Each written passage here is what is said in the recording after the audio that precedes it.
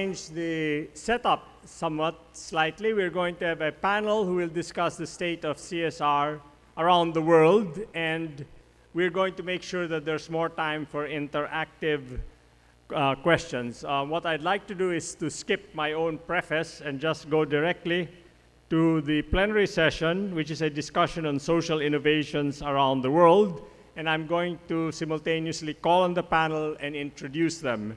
May I welcome Dr. Bradley Googins, Associate Professor, Department of Organizational Studies, Carroll School of Management, Boston College.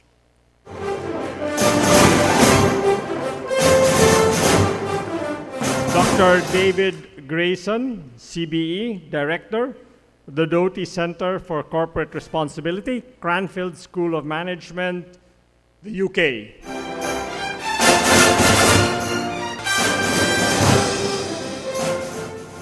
Kun Chainarong Monthienvichienchai, President of St. John's University from Thailand.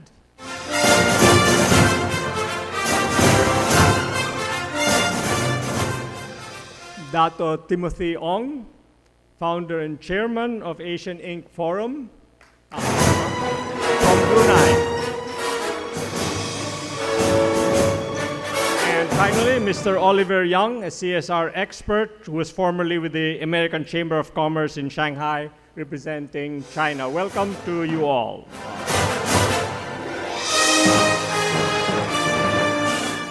This is a fairly informal session. What will happen is our panel members will each be asked to answer the same two questions. We'll give them the first question: what are a few examples of social innovations in your country? They will then address the second question, and then we will have a conversation between the panel and the floor in terms of what we're going to do. Since the time is limited, I think that we have a screen that we'd like to show to give the timetable. Basically, there'll be an introduction, first question, second question. We'd like to spend as much as time on what we call the executive conversation and then the open forum. I think we will probably do the two together to give us more time for the audience to ask questions and to have a conversation with the rest of our panel. So let us start with the issue. We're not going to ask the gentlemen to go on the podium. They will speak from their chairs, and I'll be joining them shortly. Can I just ask Brad to get us off? Sure. Well, good morning, everyone. This is a very exciting time for social innovation. I think Suzanne's talk set this off nicely. I can say in the United States, this issue is bubbling up about as fast as almost any issue I've seen. And it's bubbling up, I think, for a couple of different reasons. One is sort of a pull, and one's a push. I think on one hand, there's a great deal and a growing dissatisfaction with the ability of institutions, governments, businesses, NGOs to respond quickly to issues that are getting more complex and are getting much more serious. And we can think of issues that range from social inequality, an issue we hadn't really had to deal with up until more recently, to pretty basic issues of poverty, etc.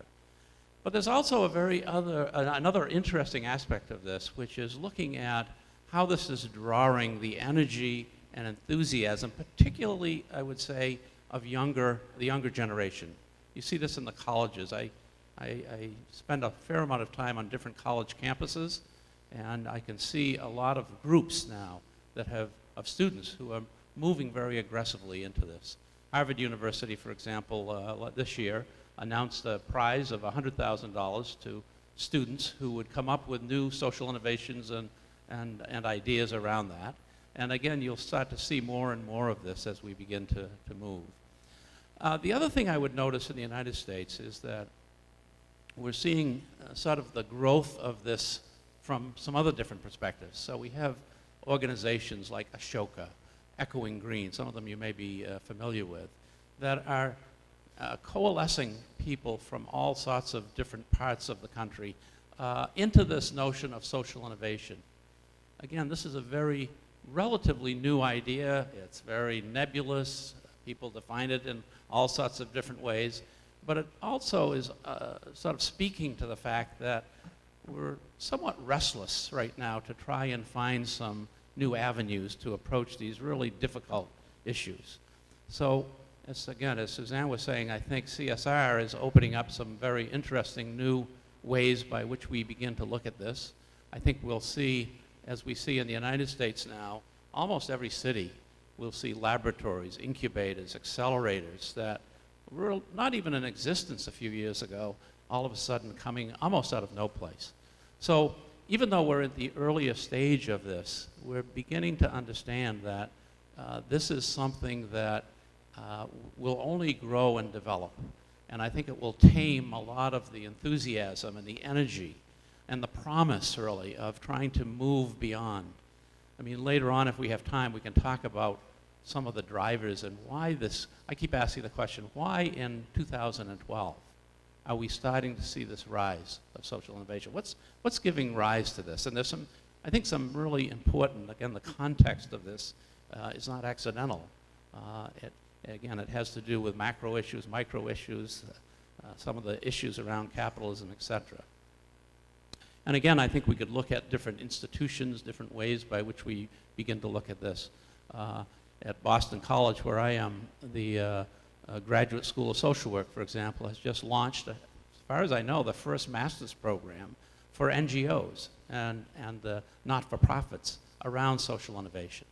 The government, the city of Boston and in Washington itself has set up social innovation sort of groups that are beginning to look at this issue. So again, although it's still in very young, early developmental times, we're starting to see a lot of activity in this. And let me stop there and we can come back and talk. Can we move it on?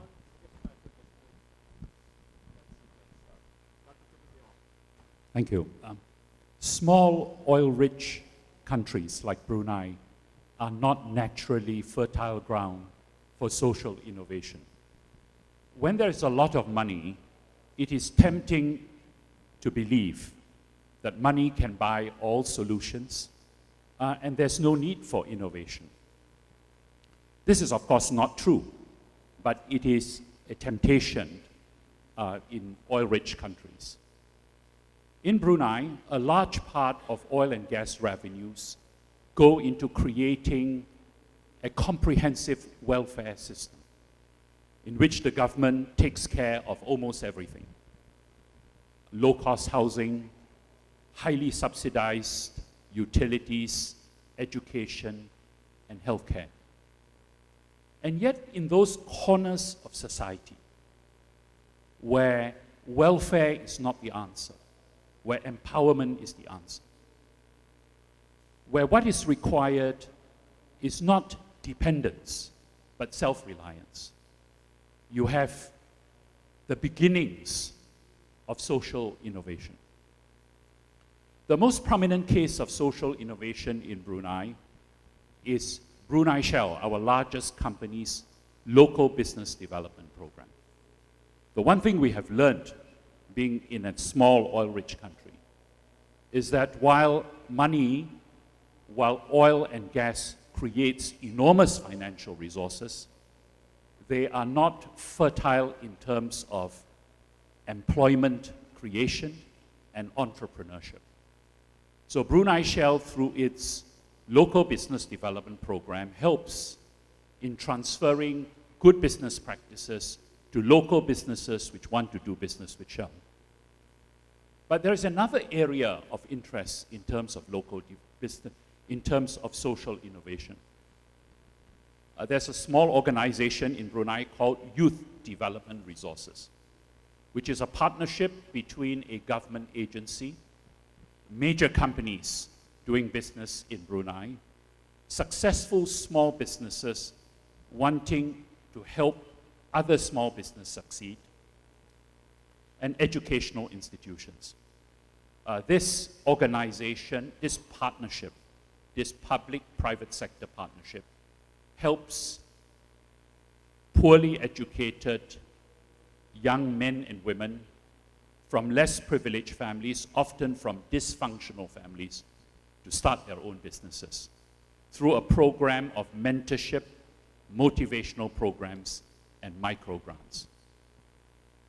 There is another very active organization called SMARTER, which is the Society for the Management of Autistic-Related Issues.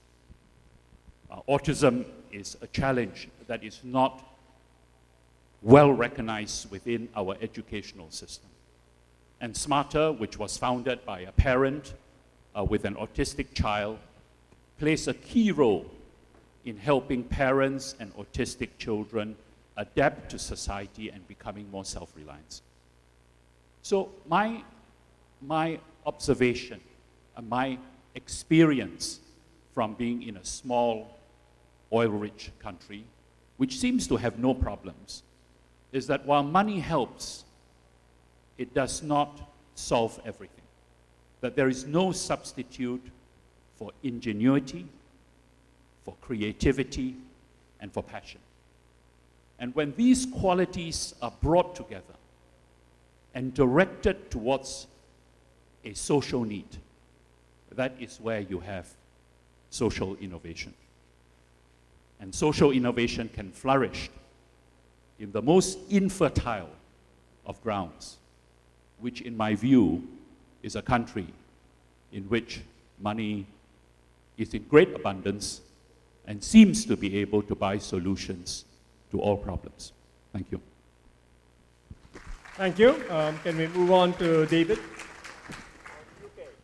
Whilst we're having our meeting here in Bangkok, there is another responsible business conference taking place on the other side of the world. Business for Social Responsibility are having their annual conference in New York. And this year, I think, as last year, one of the things that is happening in that meeting is a survey of the participants, asking people who have a CSR or a corporate citizenship or a responsible business or sustainability function in their companies, how well they interact with other business functions, with human resources, with marketing, with finance, with the CEO's office, with business development, and so on.